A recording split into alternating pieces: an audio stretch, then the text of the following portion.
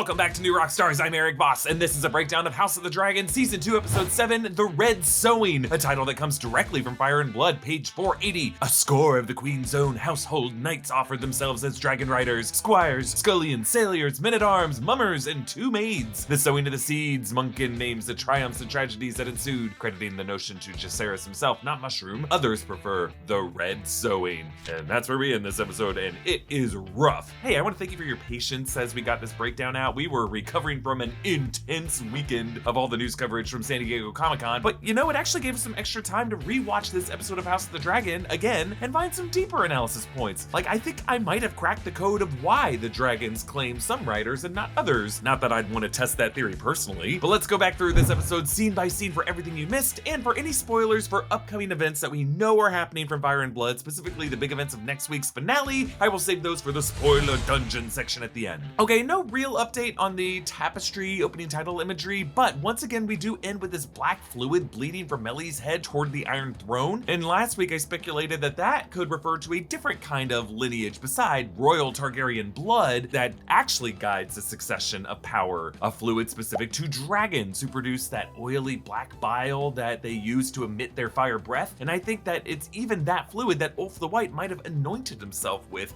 later on in this episode. But this episode smashes open to this epic opening shot, a standoff between Rhaenyra and Addam of Hull, with Syrax behind Rhaenyra and Seasmoke behind Addam. Ryan Condal said that they took inspiration from the silent standoffs in Sergio Leone's Once Upon a Time in the West, and that they liked the idea of the dragon Syrax and Seasmoke as the guns on the hip holsters. The sea wind that blows Rhaenyra and Addam's hair also flaps the membranes of the dragon's wings, and I just like that little VFX detail. Really, the first words of the episode are spoken not by the humans, but by the roars of these opposing weapons.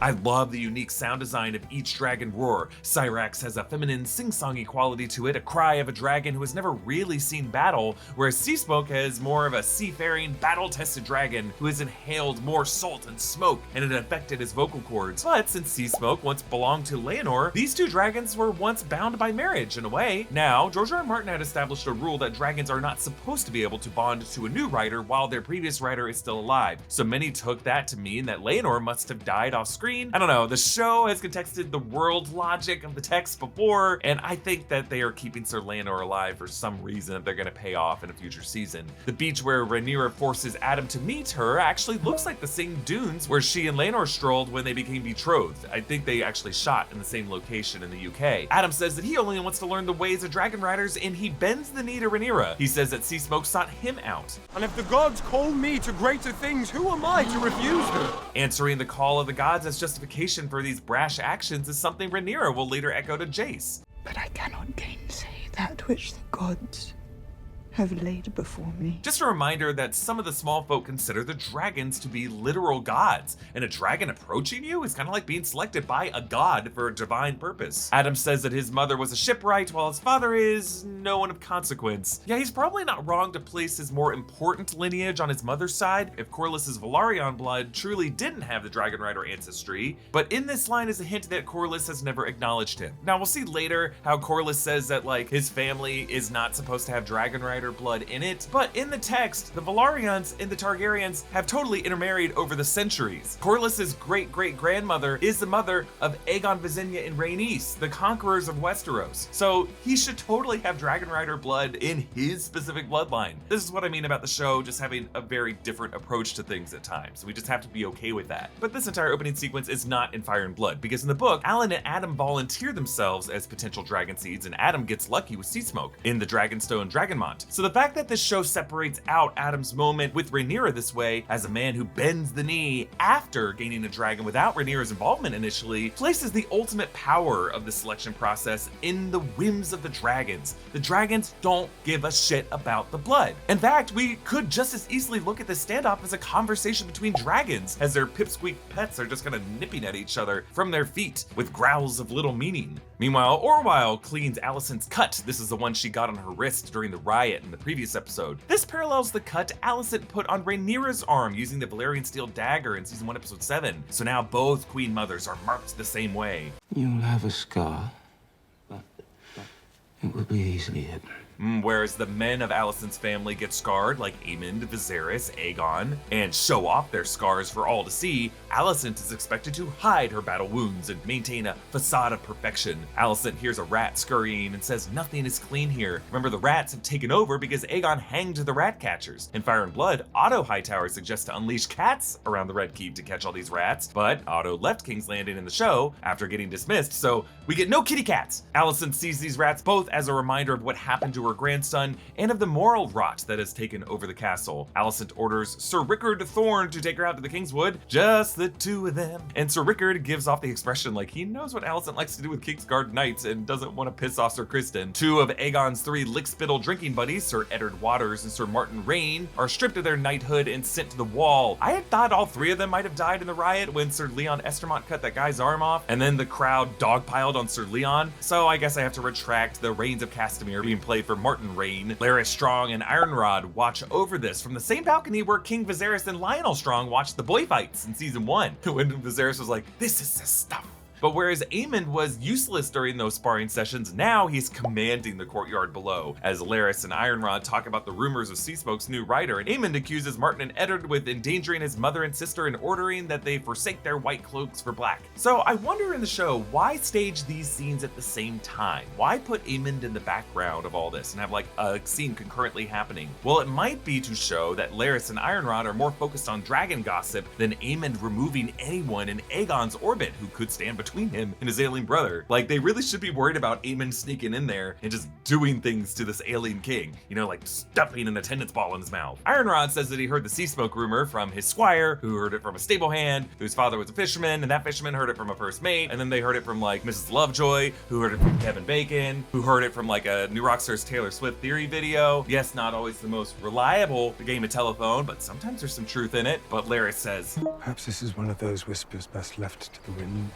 To the wind. We are back to Alice Rivers' line to Daemon in the past about learning the news from the wind. And remember, there was that cryptic bird that Addam of Hull was looking at right before Seasmoke jumped out in front of him. It's just, you know, if Alice Rivers is using these birds to warg and to spy on the events of Westeros, the wind might be an actual way of carrying news. But Aemond seems to sense that Larys is hiding something from him down from the courtyard below, staring up in Larys' direction, making Larys uncomfortable and stepping away. Meanwhile, the Black Council debates Rhaenyra's decision to teach Addam High Valyrian and to accept him as a dragon rider, but notice how this whole scene is shot around Jace. Like, Jace is right behind Bartimos Celtigar when Bartimos is pushing back, and then Baela turns to look at Jace, and Jace just kind of tenses up and demands, "Where is the queen?" Because Baela knows, based on her and Jace's conversation about his parentage through Harwin Strong, that Jace knows he's a bastard, and that having a dragon is the one thing that gave him unique dignity over everyone else. Mysaria tells Rhaenyra, I once worked in a pleasure house where generations of Targaryen princelings had their revels. She was referring to her work in season 1, episode 1, when she was with Daemon in the brothel. The idea that all these princes of the Targaryen family since the conquest had bore bastards from women in this brothel is just an open secret among anyone who worked there. Rhaenyra is hesitant to recruit lowborn riders because she thinks highborn nobles are bound by honor and ancient fealty. Obviously, this isn't always the case. Highborn lords within the Targaryens, the Hightowers, and the Lannisters set aside honor all the time to maintain power. But an argument could be made that there is kind of like a new money privilege to many of these treacherous lords, where if their ancestral wealth and power comes from trickery, like with Lan the Clever, or from lucky dreams, like Daenys the Dreamer, or just from privileged geographical proximity to the Citadel, in the case of the Hightowers, that these families might be less likely to care about this kind of ancient fealty than, say, the Starks or the Riverlords of this episode, whose power comes from honoring oaths, even at great costs. Mysaria argues that the Targaryens are ancestrally invaders who rule by dragon might, and even kinslaying. So why should Rhaenyra care about highborn versus lowborn? The order of things has changed, Your Grace.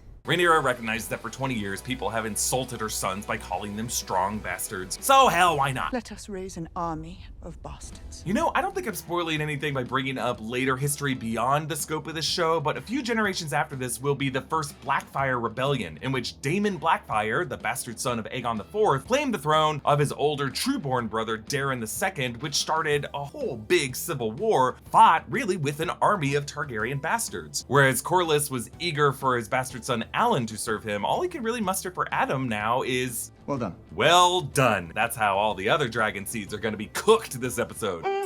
Cook my meat. I don't want to see not one speck of red. But this is an interesting parallel for Corlys to struggle with the second son. Because remember, in season 1, he and Daemon had that whole conversation about being the second sons. Like Daemon as a second son to Viserys, House Velaryon as kind of the little brother household to House Targaryen. And once again, the younger brother, in this case with Addam, has succeeded. And I just think Corlys is dealing with being the dismissive force that underestimated the second son. Now, there is some incredible music as House Tully approaches Harrenhal.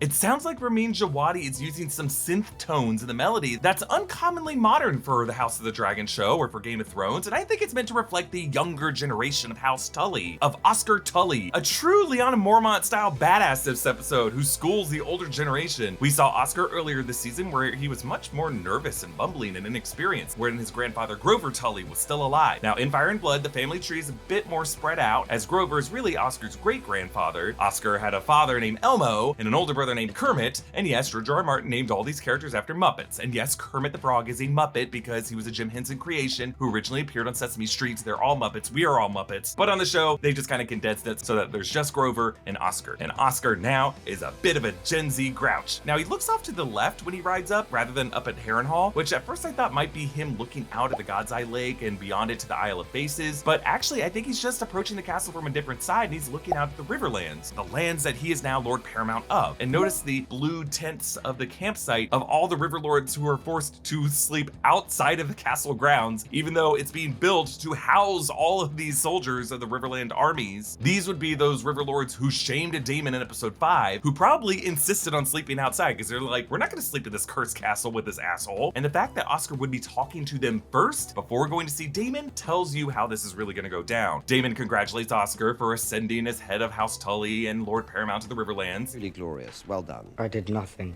Another well done. Now for Addam, it's meaningful to get any validation from a father figure, even if it was really a dragon who found him and chose him. Truly, the only thing that Addam actually did was to bend the knee to Rhaenyra afterwards. That is really the well done he earned, but for Oscar, the well done is just for, you know, his grandfather dying. And he knows that, and he's not gonna put up with the bullshit of Matt Smith's hilariously dismissive, truly glorious, well done. Daemon rises from the broken chair that we saw back in episode 3 of this season, and I wondered if this could be Harren the Black, or at least a chair that Harren the Black had made for himself to sit in that got torched by Balerion when the castle was burned. But now Daemon finds himself paying the price as a Targaryen being burned by the justice of the townies. Whereas rain, or runoff from recent rain, normally shrouded this castle in gloom, in this scene strong beams of light cut through the room, an indicator that truth in the eyes of the old gods are upon Daemon now. Oscar says, I am green in this sort of matter, as you so kindly point out, but it does seem to me that you've made rather a mess here. Oscar uses the word green to refer to his inexperience, but I think it's also a threat to Daemon, that he knows Daemon needs the Lord Paramount of the Riverlands, and that Lord could just as easily align with the Greens if Daemon doesn't play this right. Oscar reminds us all that his grandfather declared for Viserys' named successor Rhaenyra, so he's bound to honor that, but he checks Daemon by calling him King Consort, knowing that Daemon badgered Sir Simon over the necessity of the consort part, and later in the Godswood, notice how he calls Daemon Prince in front of everyone else. No matter how loathsome I may find her representative, the prince. King.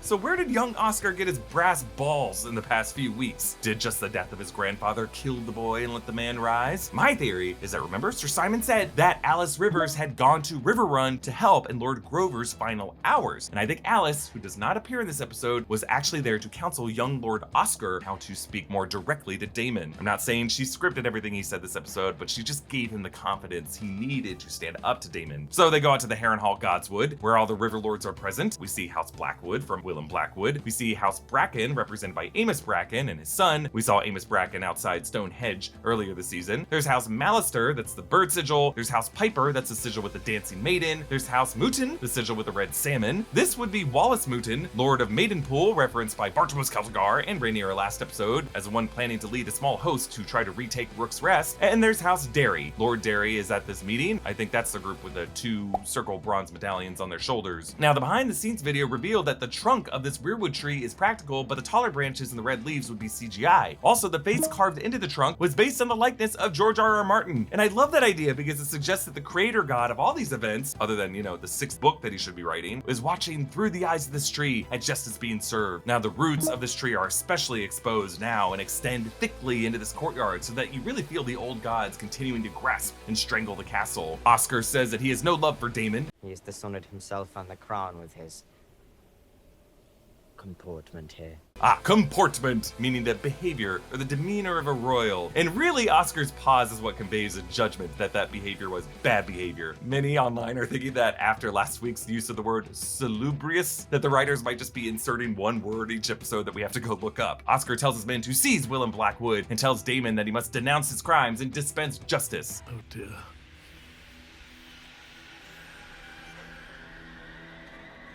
Dear me. The music that now overtakes this scene sounds kind of like a mix of shrieking birds and screams, like all the women and children of House Bracken being killed by Blackwood and his men, the crows picking at their corpses, echoing back to Daemon through the wind and through Alice Rivers. His rush to behead Blackwood seems largely motivated by just trying to silence all this noise.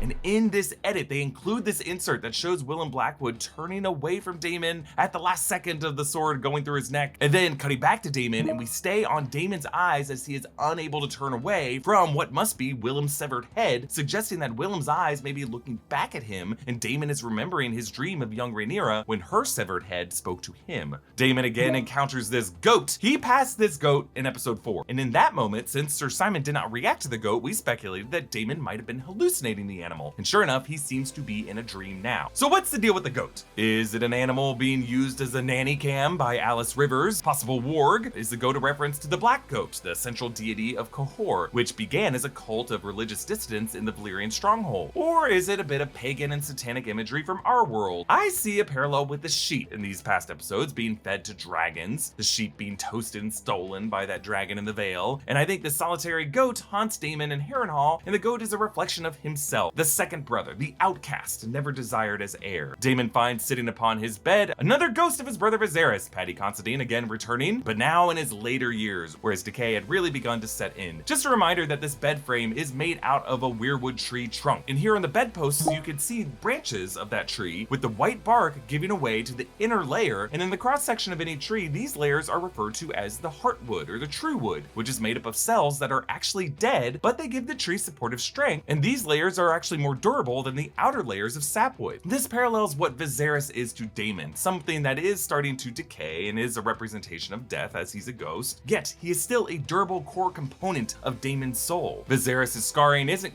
quite as bad as it was in his final days. He still has some of the hair, but Matt Smith noted that his appearance would have been the last stage of Viserys' appearance that Daemon would have remembered and would have seen before he and Rhaenyra went to Dragonstone. Daemon never saw what he looks like after that. He still looks pretty rough though, and Daemon is likely remembering when Viserys had dropped the crown and Daemon placed it back on his brother's head, but now that Viserys says he never wanted this crown, Daemon may be feeling guilty over doing that, putting that additional weight on his dying brother's head, like he further doomed his brother's physical decay. Remember, the first of those 1,000 cuts happened when Viserys angrily removed Daemon as his heir back in the first episode of the series, and then he leaned back on the Iron Throne and the armrest cut his finger. And I love that Paddy Considine holds the crown in a way that looks like it's eerily floating in front of his fingers. As Viserys asks if Daemon still wants it, the focus shifts on the great houses represented on the crown, with the direwolf of House Stark featured directly in the center, because these shows know we love the Starks the most. By the way, it was confirmed that Cregan Stark will return in the finale. Grand Maester Orwyle helps Aegon try to relearn how to walk, and when that walking stick breaks, we kind of fear for a second that it's one of his bones. Ugh. It's interesting to pair this scene with the shots of Aegon's father Viserys looking rough, because Aegon is now very similarly looking, bald on half of his head, but just in this case scarred from burns. But Larys impressively shoulders part of the weight when he himself has a club foot to help the king back to the bed. Larys is really rushing Aegon's recovery because he sees how fast Aemond is consolidating power in the Red Keep, and he needs the king back on his feet. As these rulers power power comes not from true health, but from the superficial appearance of vitality. In fact, the Greens even delayed telling everyone that Viserys was dead. On Driftmark, Corlys is back to wearing Velaryon blue, whereas on Dragonstone, he always wears a completely different black outfit. It seems like he switches based off of where he is, so that here, Velaryon sailors would see him still as the sea snake and not as just a servant within Rhaenyra's Black Council. Though, notice he still wears the hand pin, because he's not like lying about himself, he just wants to fit in wherever he is. Corlys orders Alyn to charter some fishing vessels into Blackwater Bay, so this is how they have those ships standing by to ship all the Targaryen bastards back to Dragonstone. They aren't ships marked with Rhaenyra's sigil, they're just kind of fishing boats. But still, suspiciously loading up a whole bunch of silver-haired smallfolk, you would think some Hightower watchman would be like, hey, is there like a convention at sea that no one told me about? But Ryan Condal did say that these recruits are meant to kind of feel like a cult, so maybe they're just equating it with like the Scientology Sea Org. Corlys says, our people are of old Valyria.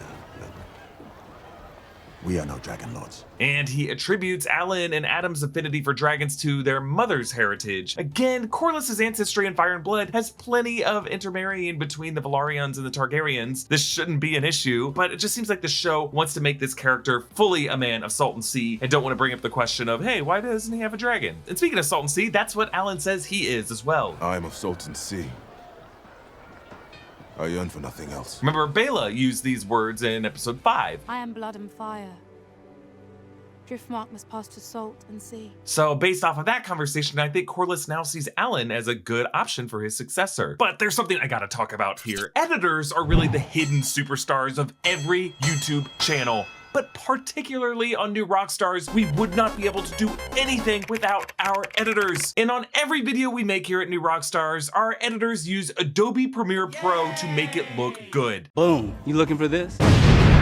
We use Adobe Premiere Pro because no other software we've tried is as customizable or as powerful or as intuitive. Premiere Pro lets us import and combine virtually any type of media, from video shot on a phone to raw 5K and higher resolution footage, and then edit it all in its native format without wasting time transcoding. Premiere Pro also makes it super easy to reorder clips on our timeline and manage all of the media we need to keep our assets organized across multiple projects. It also gives us access to a huge library of effects and transitions, plus lets us make our own. Truly, New Rockstars would not be New Rockstars without Adobe Premiere Pro. If you're doing any kind of video editing, we cannot recommend it enough. If you like our videos, you like Adobe Premiere Pro. You can get Premiere Pro as a standalone app or included with the Creative Cloud app, whatever works best for you. Just click the link in the description to get started with Adobe today. In the Vale, Rhaena leaves the Eyrie following the retinue with Aegon the Younger and Viserys, all headed for the gay abandoned ship planning to sail for Pentos. I couldn't make out a container with 4 eggs on that cart or a cage where the baby dragon Stormcloud would be kept, but I assume they are all with them or maybe already loaded up on the ship. But then Rhaena darts away and finds a burned patch of sheep skeletons, much like the one she and Joffrey found. This despite promising Rhaenyra that she would accompany these 2 kids to Pentos and be a mother to these very important princes. And I'm not sure what that retinue's gonna do when they turn around to see Rhaena just suddenly gone. They're like,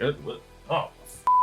Where'd you go? Oh, well, we got 2 out of 3 down to the boat. Onward to Pentos! And I love how HBO Max's closed captioning describes Rhaena's escape music as, quote, tense, mischievous music. It's like they want us to think of this as Rhaena going, tee-hee, I'm gonna get me a dragon. Look, weirdly blocking this scene so that Rhaena would be like 40 yards behind the group, a group that I guess we're meant to assume never turns around and just kind of forget she exists, and her timing it with Lady Jane closing the door is like, Ferris Bueller cutting class. It kind of feels like an afterthought of a scene, and the reason I'm so mad about it is that they are erasing one of the best characters from Fire and Blood to create this storyline. So if you're gonna do that, make the storyline better and more entertaining than what's in the book. Don't make it like a stupid, goofy scene. Okay, in the Kingswood, Sir Rickard asks, when does your grace mean to return to the city? Ryan Condal confirmed that we are meant to see Alicent's camp out to be her thinking about maybe taking her own life. Rickard is now wondering, well shit, what's Aemon gonna do if I bring back Alicent's corpse?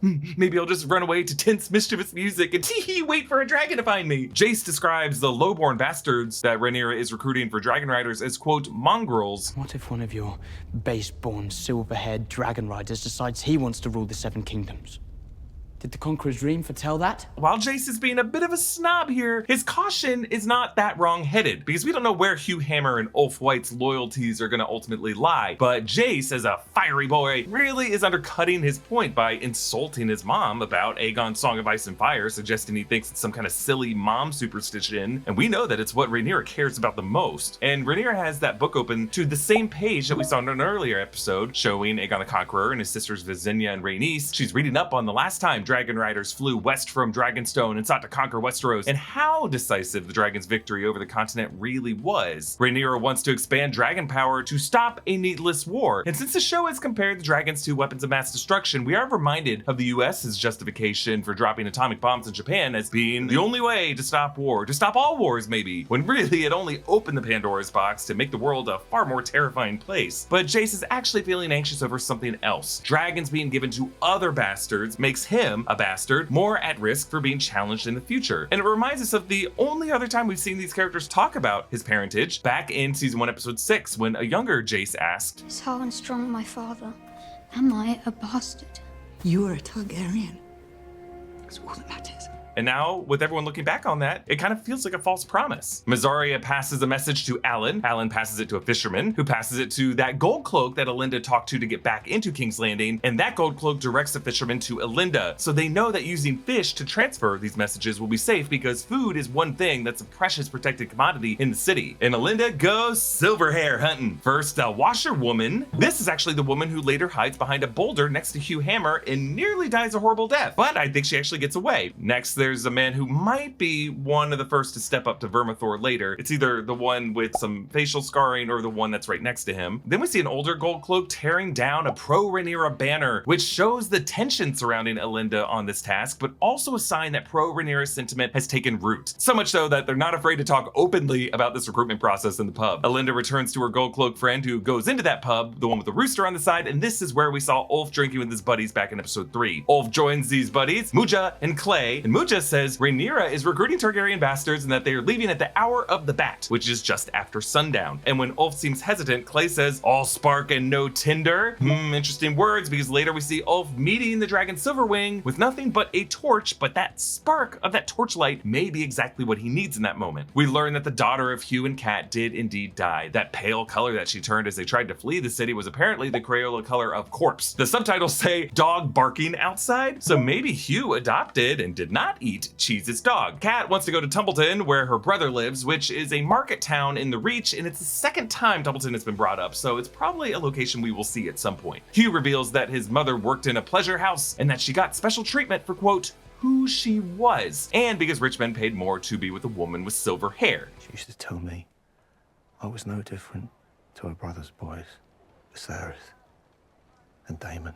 So, Hugh's mother would be Princess Saera Targaryen, the 9th child of Jaehaerys I and Alysanne, and the younger sister to Balon and Alyssa, Viserys and Daemon's parents. So Saera would be Viserys and Daemon's aunt, but because she was the youngest, she would have been roughly around Viserys' age. So Saera grew up as a precocious prankster, and she was actually caught up in a pretty big scandal with the young lords Jonah Mooton, Roy Connington, and Sir Braxton Beesbury, who were found in the pleasure house called the Blue Pearl, tormenting a fool named Tom Turnip. Many of them said that the prank was Sarah's idea. Sarah's friends Perry Ann Moore and Alice Turnberry snitched, saying that they had all practiced kissing and got naked at one point. And Sarah confessed to her father, King Jaehaerys, that she had lost her maidenhood and had slept with all 3 boys. So she was sent to join the faith in Old Town, but she got away, probably to some tense, mischievous music, to Lys and eventually to Volantis, and opened her own successful pleasure garden. And all 3 of her bastards, according to Fire and Blood, came to the Great Council of 101 to try to claim the throne. And actually, a very fun detail from this time in Fire and Blood, on Jaehaerys' deathbed, he mistook the young Alicent Hightower for Saera, thinking his daughter had returned. So with Alicent at Viserys' deathbed on the show, part of a big misinterpretation in his dying breaths, it's just kind of a recurring role for her. All of Alicent's caring for Viserys was really rooted in her childhood caring for Viserys' grandfather, Jaehaerys. So with Ulf claiming to be Balon's son, and thus a half-brother to Viserys and Daemon, that would make Hugh and Ulf first cousins, and Hugh will end up this episode bonded to the dragon of their grandfather Jaehaerys, Vermithor, and Ulf will in this episode bonded to the dragon of their grandmother, Alicent Silverwing. Now, to be clear, these lineages for Ulf and Hugh are not detailed in Fire and Blood. They are creations for the show, and we don't even know if they're true on the show. They seem to be, but we don't know for sure. Either way, in Fire and Blood, it would not be something the Septons or the Maesters or maybe even Mushroom would know about. As Alicent wades into the lake into the Kingswood, we hear a string cover of Ramin Djawadi's song for this series, Fate of the Kingdoms, which was last heard in episode 2 of the season in the aftermath of young Jaehaerys' murder. It seems like Alicent hasn't forgiven herself for that tragedy. As she floats in the water, her hair fills the frame, and in a way, it kind of forms its own red sowing. It seems like she might have drowned herself, kind of like Ophelia in Hamlet, but she sees this bird flying overhead, and it's much like the bird spotted by Addam of Hull in episode 6, and I'm just gonna assume that all these birds are how Alice Rivers gets all of her information. The Dragonkeepers resign in protest, saying that Rhaenyra sent an Andal before Seasmoke. So Andals refers to one of the 3 major ethnic groups that formed modern-day Westeros people. The Andal invasion 6,000 years prior to all these events was really the first major group of outsiders to make it to Westeros, and it was they who really brought the faith of the Seven to the continent. The Andals had come from a settlement called Andalos and Essos before all this, and no one is quite sure where they came from before Andalos. But these Dragonkeepers, who descend from Valyria, would view the Andals as perhaps more primitive, or at least just culturally from a completely different world than they are. The Elder Dragonkeeper says, "The dragons are sacred. They are the last magic of old Valyria in the sad world. They are not playthings for the games of men." Playthings for the games of men evokes the title A Game of Thrones, and a recurring motif of these characters just being pieces on a chessboard. My theory is that it's still a game board, but that the dragons are the ones moving the pieces. As the last Dragonkeeper walks out, listen to the background.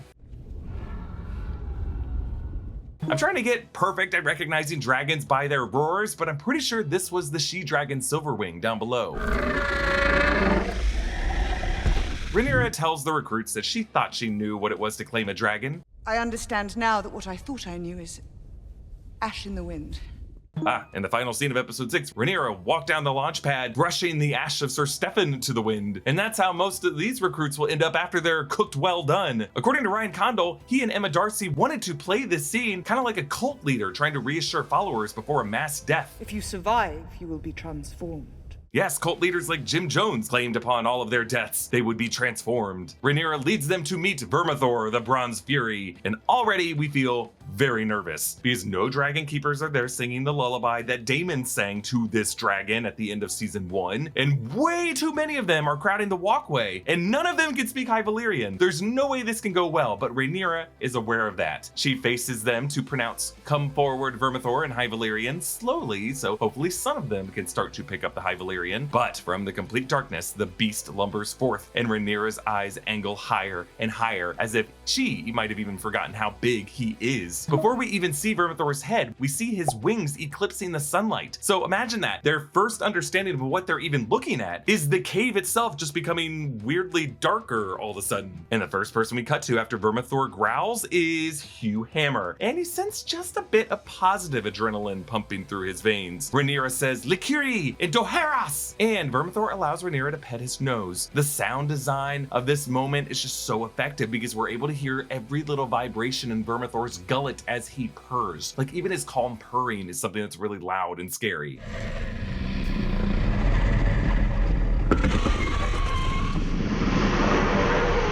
And the dragon's eyes close, relaxed. So Rhaenyra turns back to face the crowd, perfectly framed with Vermithor's head behind her body, and you can see his gray horns around his chin, which have the effect of looking like the whiskers of an old man, similar to the gray whiskers of Hugh Hammer. Ryan Condal said that with this particular shot, they wanted to recreate the season 1 poster to deliver on that visual promise. Rhaenyra leaves them alone with Vermithor, and the dragon stretches his head over the crowd and pauses for a moment to clock Hugh, whereas Seasmoke gave a bit of warning as we saw the fire starting to glow up through his throat. Vermithor does not have that warning sign.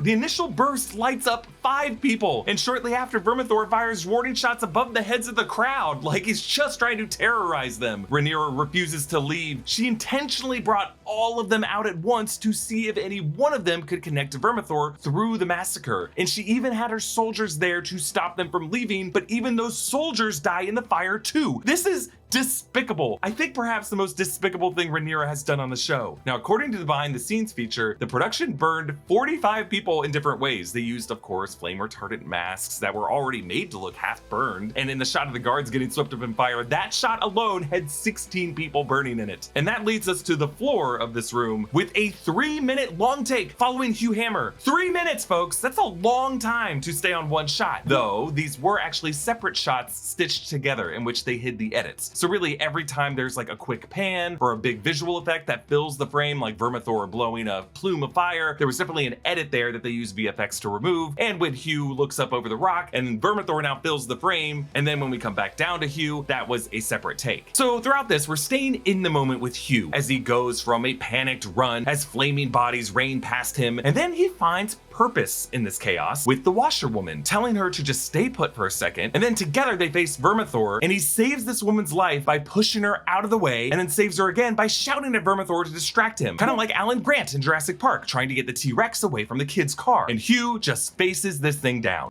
Come on!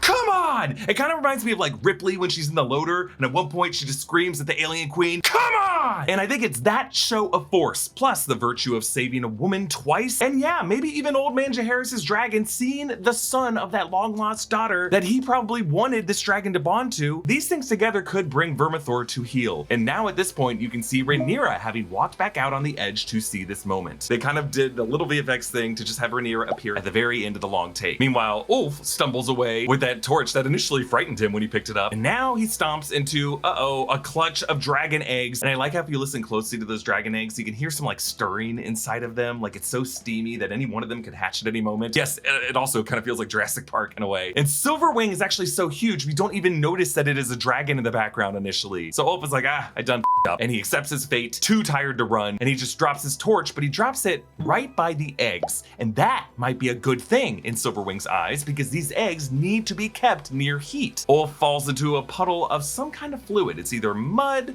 or like a mixture of dragon urine or some of that oily bile, whatever it is. Ulf, by just demonstrating submission, or maybe bringing fiery warmth to those eggs, or yeah, maybe being the grandson to her most recent rider, Alicent, Silverwing decides to accept him. So why do these dragons bond with the bastard sons of Addam and Hugh and Ulf? Is it what this show is hinting about their lineages? Could Hugh and Ulf have been anointed with some puddles of oily bile in the dragon mont and coated them in the dragon's scent? Or do Vermithor and Silverwing, at least, remember what scared them about the Wall, and they no longer trust the highborn Targaryens to do the job and fulfill Aegon's Song of Ice and Fire? Does Seasmoke know about this song after consulting with Syrax in the true opening exchange of this episode? So back in King's Landing, Ironrod reports that Ormond Hightower's forces have been stopped by the forces aligned with House Beesbury, and he's referring to Alyn Beesbury and Alyn Tarly. Yes, the Alyn Alliance! Ironrod also reports that Tessarion has finally taken to wing, meaning we might actually see Alicent's fourth kid, Darren, and his dragon Tessarion in the final episode of the season. Oh please, oh please. Meanwhile, outside they hear the screams of dragon, and Ironrod looks at Larys like, uh-oh, we should have told Aemond about Seasmoke, but it's not Seasmoke, it is Silverwing, which is gonna be pretty scary to them, because they're like, wait, there's like another one beyond Seasmoke? Flying above King's Landing, seeing the city from an angle he never would have seen it before, Ulf is just delighting in this ride.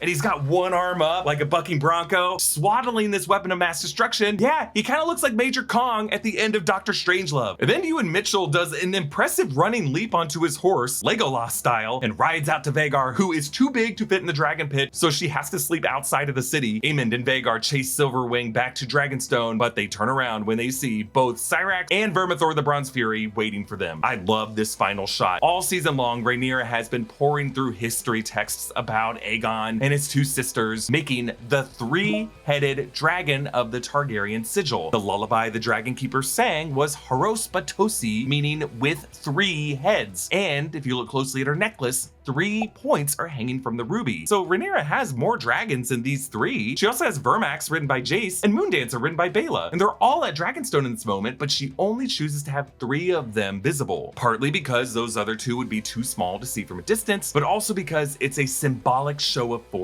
To tell Aemond that not only are these 3 big dogs out here ready to fight, I got 2 more and maybe even more that you can't even see and don't even know where they are. And ultimately, to prove to her half-brother that Westeros can and will be invaded again. Okay, we're gonna end this penultimate episode in the spoiler dungeon, talking about some stuff from Fire and Blood that might get revealed in the finale episode or beyond, and I'm gonna look at some interesting details from the next episode trailer that came out. Okay, spoiler one, let's revisit this line from Jace. What if one of your base-born, silver-haired dragon riders decides he wants to rule the Seven Kingdoms? Yes, Jace is not wrong, because later on, Hugh and Ulf will defy Rhaenyra and want more from their respective stations until ultimately they flip and join the Greens. Ugh.